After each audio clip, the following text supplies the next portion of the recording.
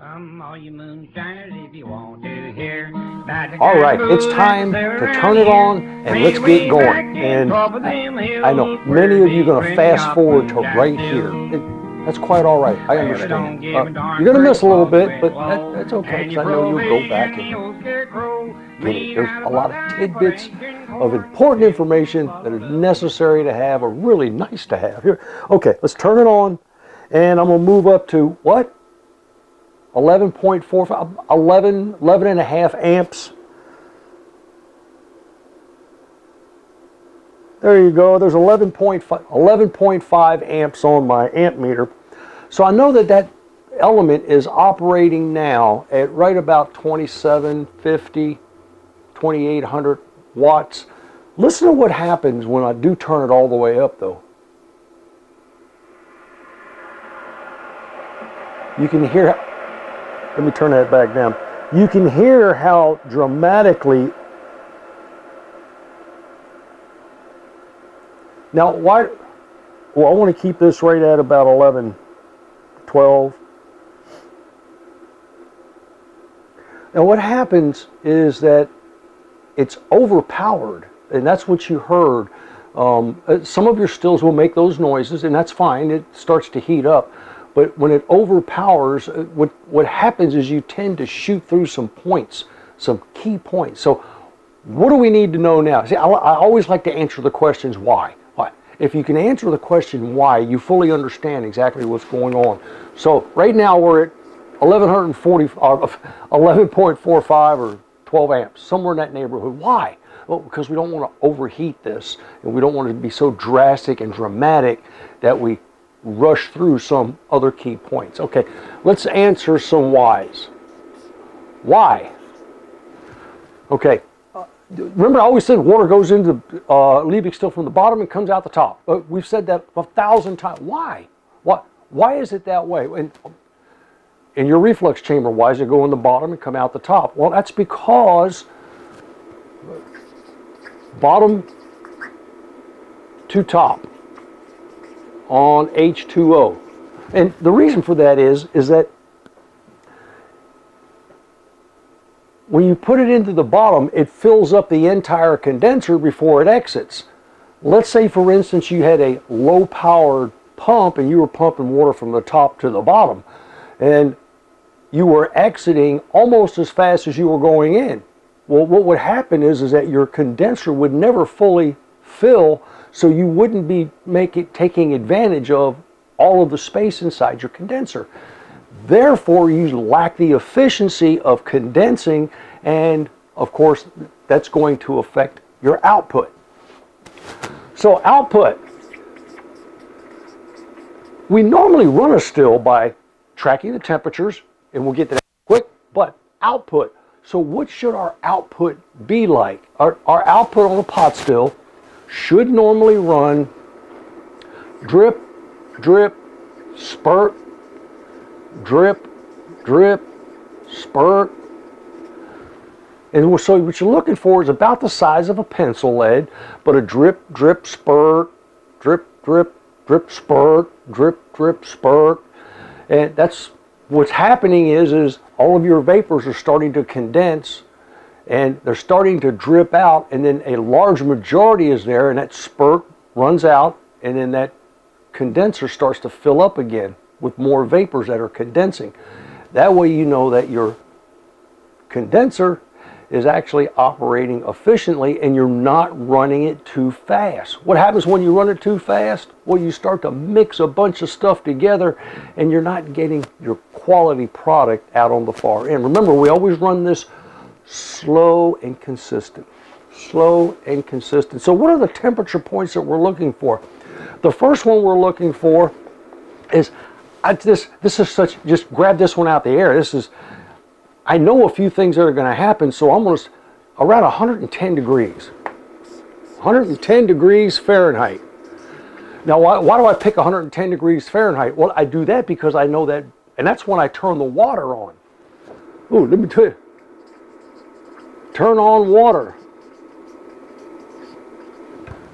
And the reason I do that is because I know that what happens at 145. 145 degrees Fahrenheit is when methanol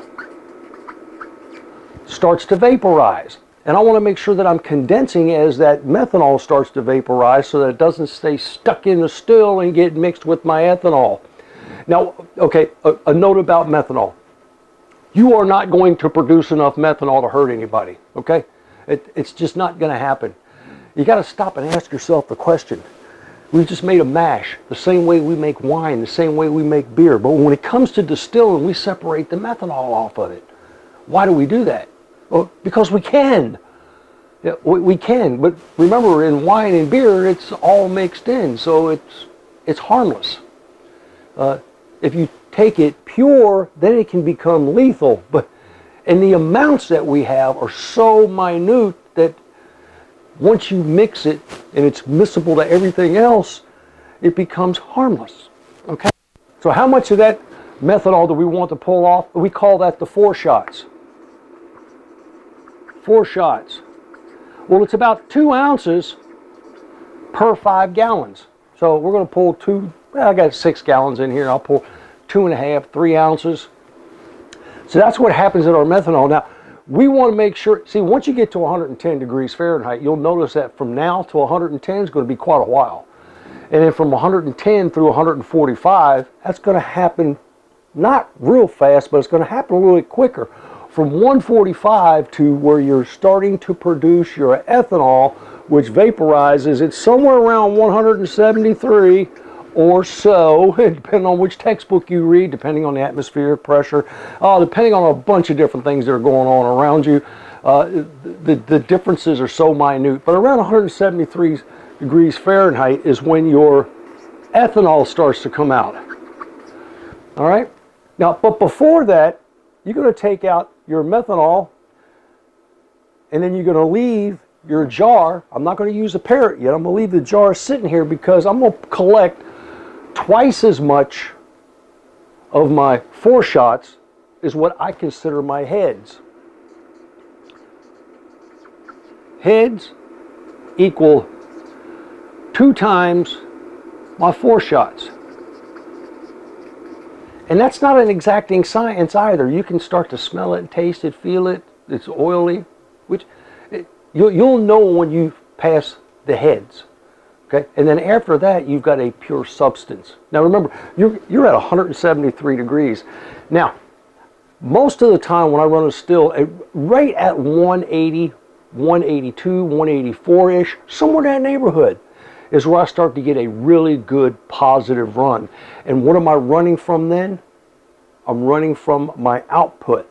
And if it takes it to 186 to run that output, so be it. But I'll start to adjust my amperage and temperature based on my output. So what we're going to do now is we're going to let this thing heat up, and I don't really need to put anything else up there because we've hit all the key points. Now, how long do we run it? Oh yeah. Oh my goodness. Well, I already know that I've got about a 10% mash, 10% alcohol by volume. So I'm going to get about a half a gallon out of this. That's if I collect 100%. So I'm going to get just shy of 2 quarts. I know that I will start to collect, and I'm looking at it to be 120 to 160 proof. Somewhere in that, that'll also tell me how efficient we are. If I get more water in it, it'll be watered down a little bit, and it'll be down closer to 120. But if I'm running it correctly and following my output, I want to be anything above 140 proof. Now, as this thing starts to run, what happens is that most of that ethanol is starting to come out at the very beginning, and then what remains is going to be a mixture of this ethanol and water, but it's going to be more water than ethanol, and that's going to come out together because remember, you can't separate them. There's no clean separation between ethanol and water. You're going to get some water, and that's why it doesn't come out at 100% ethanol, which would be 200 proof. It just doesn't happen. Okay, so we're going to keep track of that. We're going to watch what goes on, and as this thing starts to produce, we'll be back and we'll kind of show you. We're going to pull out the 4 shots. Then we're going to double that for the heads, and then everything else after that's going to be a clean collection until we get close to our tails. I'm going to know that I'm getting close to the tails by a couple different things. One is the odor is going to change dramatically. I'm going to hit the volume level that I anticipate hitting my tails, and my head temperature is going to increase dramatically. We'll be back when that happens. Oh, all of that happens. Well, we have just, I got to turn this down now, because we just blew through the 110. There we go. And 145. It didn't take long. It takes about 35-40 minutes for this to heat up. What happens is when you're going slow, what you're doing is we're doing what we call loading the column, because you're loading it with those vapors that are starting to rise, and you're loading it with that methanol, and we're doing well. You can see this. It's just almost coming out. It's about the size of a pencil lead, but it's streaming right now, and that's all of those volatile substances coming out first. Let me turn this down a little bit more because I want to slow that down. I've got the water running, so it's condensing and it's operating. There it goes. And we're pulling out the 4 shots.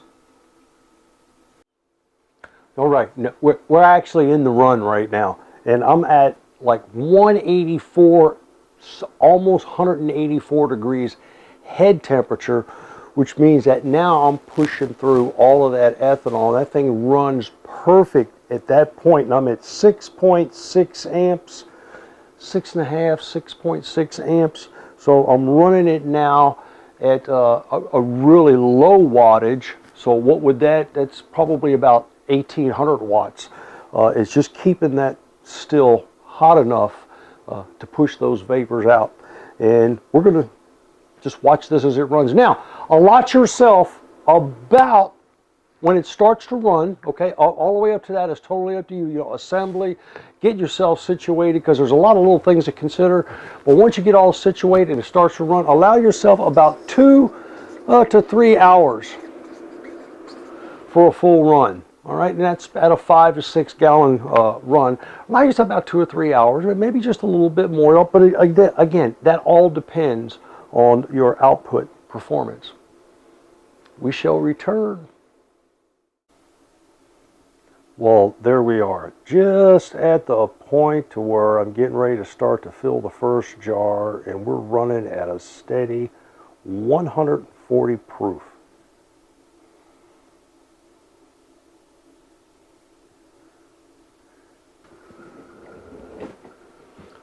We just finished collecting our first jar. This is, oh gosh, this is amazing. This is 140 proof, and actually it's a little bit lower because I started to lose proof. What does that mean? It means I'm getting further into the run. There's only about this much alcohol left in here, so I'm starting to draw a little bit more water. I ended this at about 137, 138 proof, which means now I'm starting to drop here lower. I'm at 130.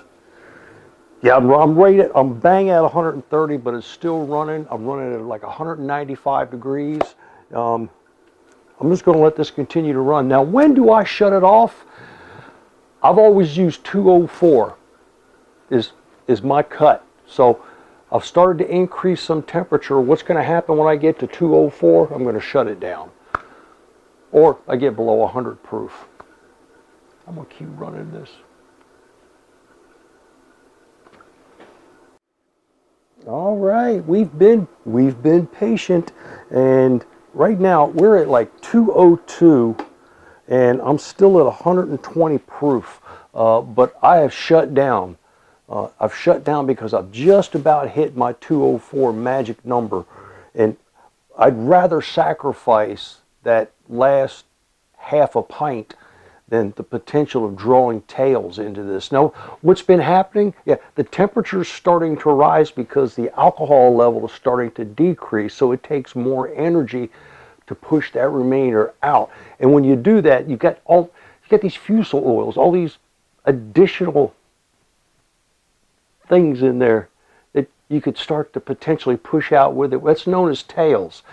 Tails has a very distinct, awful odor, And oh, by the way, you can run between your fingers and it feels oily. So you'll notice that as well. But before I even get to that point, I've stopped. I've stopped because I know that I'm safe. Now I can take these two that I've collected, and of course, next video, polishing, cutting, and aging before we partake. Whew. Happy distilling. Come all you moonshiners if you want to hear about the kind of booze that they sell around here. Made a way back in top of them hills where there's plenty of moonshine still. Well, but don't give a darn for your fault.